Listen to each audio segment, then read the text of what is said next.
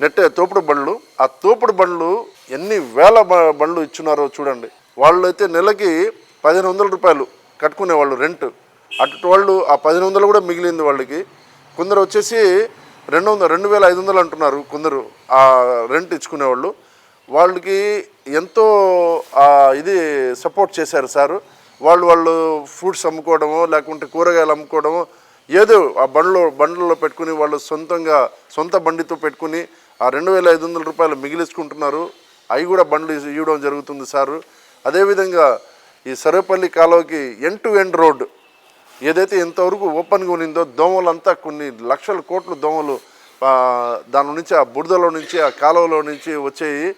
అవి కూడా దాన్ని కూడా ఎండ్ టు ఎండ్ రోడ్స్ అని చెప్పేసి ఈ ప్రోగ్రామ్ని సక్సెస్ చేసుకుంటూ అది కూడా మొత్తం చేస్తున్నారు. చాలా వరకు అయిపోయి వస్తుంది ఆ వర్క్ కూడా. ఆడాడ ఉండే డ్యామేజ్ రోడ్స్ని కూడా దాన్ని కూడా కంప్లీట్గా క్లియర్ చేయిస్తూ సార్ సొంతంగా, ఎందుకంటే నేను సార్తో తిరుగుతున్నాను కాబట్టి నేను చూసింది చెప్తున్నాను.